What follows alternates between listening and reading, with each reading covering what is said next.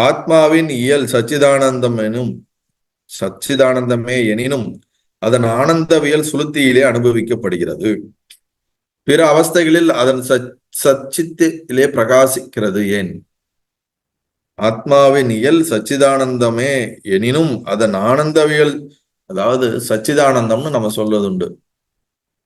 இருப்பாகவும் அறிவாகவும் ஆனந்தமாகவும் இருப்பது சச்சிதானந்தம். Pure existence, pure consciousness, pure bliss. இதுல இந்த டீப் ஸ்லீப் ஸ்டேட்ல மட்டும்தான் இந்த பியூர் பிளிஸ்ங்கிற அந்த ஆனந்த உணர்வை முழுசா அனுபவிக்க முடியுது. வேக்கிங் ஸ்டேட்லயும் ட்ரீம் ஸ்டேட்லயும் அந்த மாதிரி அனுபவிக்க முடியறது இல்ல. வேக்கிங் ஸ்டேட்லயும் ட்ரீம் ஸ்டேட்லயும் சத்து சித்து என்னால இருக்குதுன்னு தெரியுது, ஆனா பிளிஸ் இருக்கான்னு எனக்கு தெரியலையே அப்படிங்கறதான் கேள்வி. புரியுதுங்களா? இப்ப நம்ம எல்லாருமே தூங்குறோம் எவ்ரிடே. தூங்கி எந்திரிக்கும் போது நமக்கு ஒரு ரிலாக்ஸேஷன் இருக்கா இல்லையா?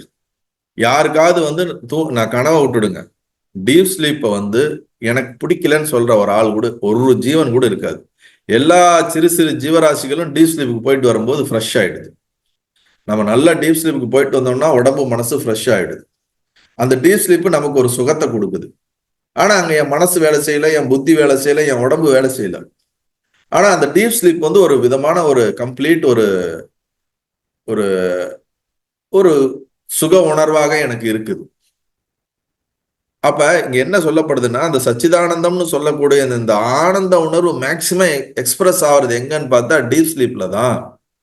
அது ஏன் வேக்கிங் ஸ்டேட்லயும் ஏன் ட்ரீம் ஸ்டேட்லயும் எக்ஸ்பிரஸ் ஆகிறது இல்லைங்கிறதான் கேள்வி.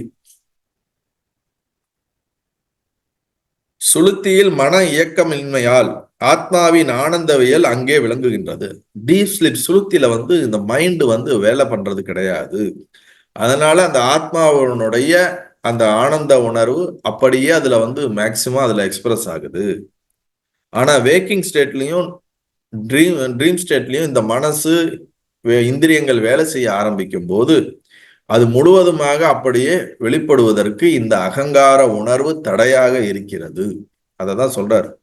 பிற நிலைமைகளிலும் ஆனந்த இயல் அடிப்படை ஆகிலும் அது இருக்குது, இல்லாமலாம் கிடையாது வேக்கிங் அண்ட் ட்ரீம்லயும். ஆனால் ஜாக்கிரத் சொப்பனத்தில் பிரிய மோத பிரமோத விருத்திகளில் காணப்படுகிறது.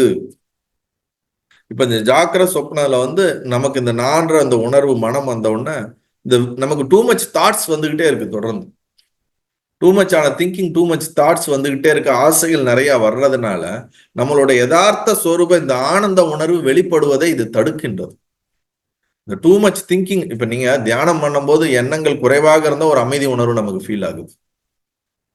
ஆழ்ந்த தூக்கத்துல எண்ணங்களே இல்லாத இருக்கனாலதான் அமைதியா இருக்கிறோம், நம்ம சுகமா இருக்கிறோம். அப்ப எண்ணங்கள் அதிகமாக வர வர நமக்கு அது ஆசைகள் அதிகமா உற்பத்தி ஆக ஆக நம்மளுடைய இயல்பான யதார்த்த சுக உணர்வு வெளிப்படுவதை தடுக்கிறது. அதைதான் இங்க 3 கேட்டகரியில சொல்றாரு. பிரிய மோத பிரமோத விருத்திகளினால் காணப்படுகிறது. சுகசாதனமாக கருதப்படும் பொருட்களின் காட்சியில் ஏற்படும் சுகபூர்த்தி பிரியம் என்றும், அது தன் வசமாகுங்கால் ஏற்படும் இன்ப மோதம் என்றும், அதை அனுபவத்தால் ஊறுவது பிரமோதம் என்றும் நூல்களில் பாகுபடுத்தி கூறப்படும். எதுவாயினும் பிற நினைப்புகளில் நீக்கத்தால் ஏற்படும் மனோவிருத்திமயமாம் அற்ப சுகங்களே அவையாகும். பிரிய மோத பிரமோத அப்படின்னா ஒரு பொருளை பார்த்த உடனே அது மேல ஒரு ஈர்ப்பு, ஒரு ஆசை. ஈர்ப்பு தான் ஃபர்ஸ்ட் ஏற்படும். அது கிடைச்சா எனக்கு சுகமா இருக்கும்னு நமக்கு தோணுது பாத்தீங்களா, அதுக்கு பேரு பிரியம்.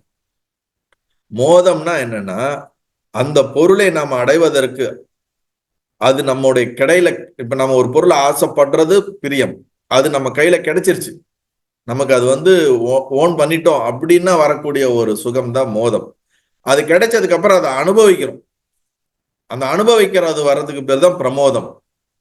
அப்ப நமக்கு தொடர்ந்து இந்த விருத்திகள், நம்மளுடைய திங்கிங் ஒண்ணு ஆசைப்படுது, அதை அனுபவிக்கணும், அதை கிடைக்கிறது, அதை அனுபவிக்கிறது, இதுலயே மாறி மாறி மாறி மாறி எங்கேஜ்டே இருக்கிறதுனால, விருத்திகள் அதிகமாக இருந்து கொண்டே இருக்கிறதுனால பிற நினைப்புகளின் நீக்கத்தால் இந்த பிரிய பிரமோத இந்த எண்ணங்களை எல்லாம் ஒதுக்கிட்டு நம்ம தானாக இருக்கும் போது, மனவிருத்திகள் இல்லாமல் குறைவாக இல்லாமல் இருக்கும் பொழுது அந்த ஆனந்த இயல் அப்படியே வெளிப்படும் அப்படின்னு இங்க பகவான் சொல்றார்.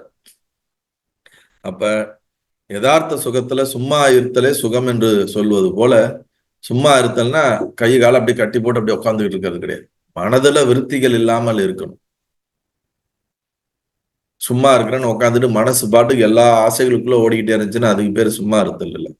மன விருத்திகளை நம் வயப்படுத்தி விருத்திகளற்ற இந்த பெரிய மோத பிரமோத விருத்திகளாக இல்லாமல் இருந்தாலே யதார்த்தமான ஒரு அமைதி சுகம் நமக்குள்ள இருந்துகிட்டே இருக்கும். ஆனந்தம் எக்ஸ்பிரஸ் ஆகும். இதுதான் இங்க சொல்லப்படுவது இந்த கேள்வி. சமாதி அடையும் பொழுது அந்த ஆனந்தம் ஏற்படும்.